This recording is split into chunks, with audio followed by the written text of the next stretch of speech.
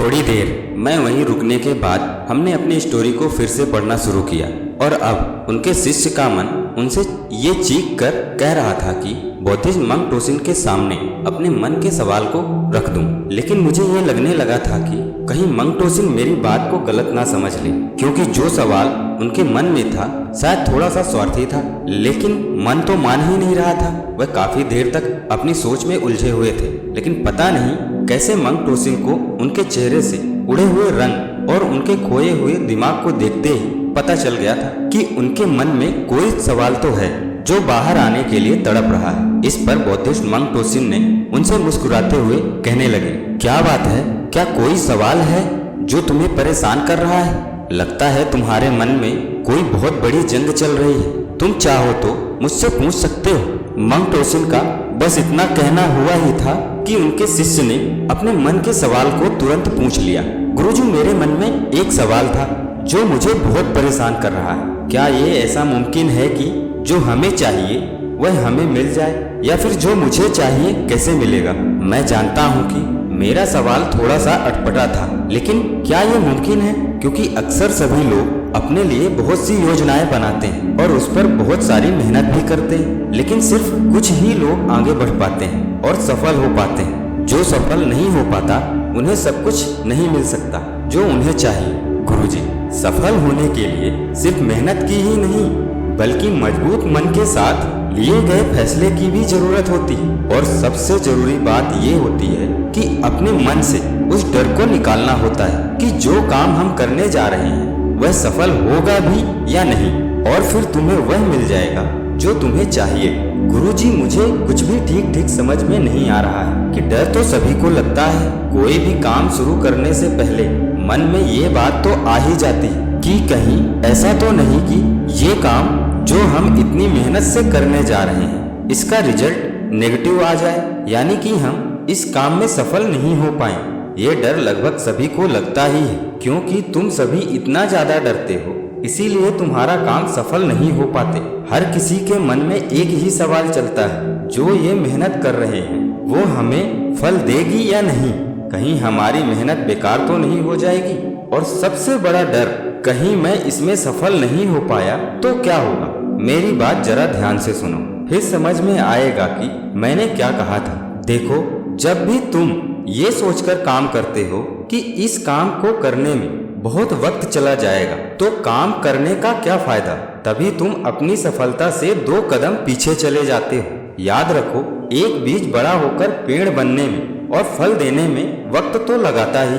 तो गुरुजी, हम बिना सफलता की चिंता किए कैसे अपने काम को सफल कर सकते हैं? ये बात सीधी दिमाग और सोच से जुड़ी हुई है। तो इस परेशानी का क्या हल हो सकता है? देखो विवेक, तुम्हारे सवाल का जवाब बहुत छोटा और आसान हो सकता है, लेकिन अगर तुम उसे समझ नहीं पाए तो तुम्हारे लिए ये जवाब बहुत बड़ा और बहुत मुश्किल बन जाएगा। तुम्हें बस 2 बातों का ध्यान रखना होगा। पहली बात ये कि तुम्हें अपने मन से इस बात को पूरी तरह से निकालना होगा कि तुम्हारी सबसे ज्यादा असफलता से लोग क्या कहेंगे। अगर तुम सफल हुए तो भी कुछ लोग कोई ना कोई कमी निकालकर तुम्हें गलत साबित करेंगे, या फिर कुछ लोग ऐसे भी जो तुम्हारी सफलता में तुम्हारे सफलता के साथ खुश होंगे। लेकिन जब तुम ये सोचने लग जाते हो कि मेरी सफलता से या मेरे काम पूरा न करने पर लोग क्या सोचेंगे, लोग क्या कहेंगे, या फिर तुम उनकी बात सुनने लगोगे, तो तुम्हारा काम बिगड़ना तय है। अक्सर आपको ये बताने वाले कई लोग होते हैं कि इस काम को करने में तुम असफल हो जाओगे और तुम्हें ये काम करने की जगह किसी और काम को करना चाहिए। तुम कहाँ अपना वक्त खराब कर रहे हो? अभी तुम इसे करके मेहनत जाया मत करो, या फिर तुमसे तो ये काम नहीं हो पाएगा। जब आप दूसरों की बात सुनते हैं तो आपकी अपनी हिम्मत टूटने लगती है, आपका काम असफल जरूर होता है। दूसरी खास बात यह है कि जब तुम लोगों की बात सुनते हुए अपनी मेहनत को बचाने की कोशिश करते हो और छोटा रास्ता तलाश कर लेते हो जिसमें कम वक्त लगे और कम मेहनत करनी पड़े, तब अक्सर ऐसा करके असफलता ही हाथ लगती है, क्योंकि ज्यादा मेहनत लगने के बाद जिस काम को तुम इतने लंबे समय से करने की कोशिश कर रहे थे वो काम सबसे बेहतरीन तरीके से पूरा होता है। अगर मैं इन दोनों ही खास बातों को मिलाकर सीधे सीधे कहूँ तो तुम्हें लोगों की बात सुनकर आगे बढ़ने की बजाय अपने मन में ठानी गई बातों को मानना होगा।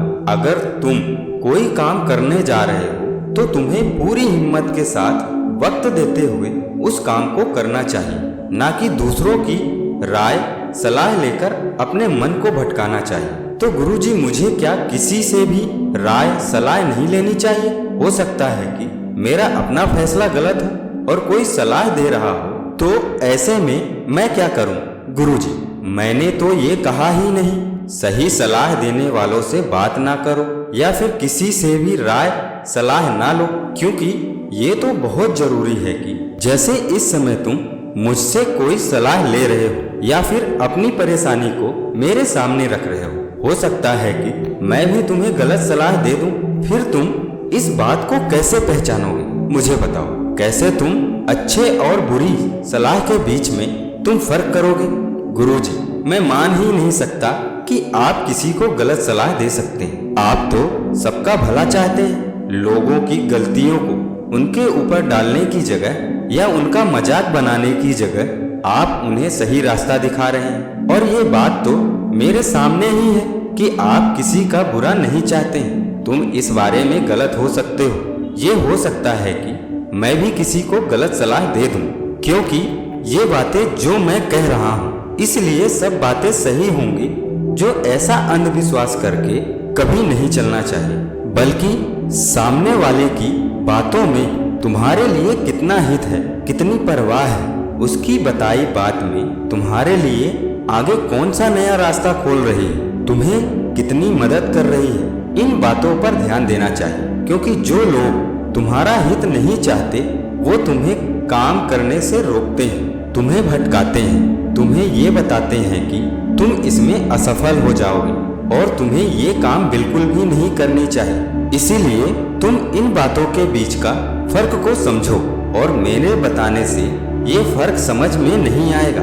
जब तुम इसे अपनी असल जिंदगी में एक बार इसे अपना कर देखोगे तो तुम्हें इसका फर्क साफ नजर आएगा। दुनिया में ऐसे बहुत सारे लोग हैं जो खुद तो कुछ भी हासिल नहीं कर पाए, लेकिन सलाह देने में बहुत आगे हैं। तुम्हें ये करना चाहिए, तुम्हें वो करना चाहिए, अपने पैसे का इस्तेमाल ऐसे करो, या फिर तुम्हें ऐसी जिंदगी जीनी चाहिए। जबकि तुम जब उनकी अपनी जिंदगी में झांकोगे तो वह इन सारी बातों के बिल्कुल परे होंगे। आजकल लोगों के मन सिर्फ कुछ ही घंटों में बदल जाते हैं और वह अपने फैसले से पीछे हट जाते हैं या फिर अपना फैसला ही बदल देते हैं। अगर वह ऐसा ना करे तो सफलता का असली जादू उनके पास ही है। सफलता का असली जादू?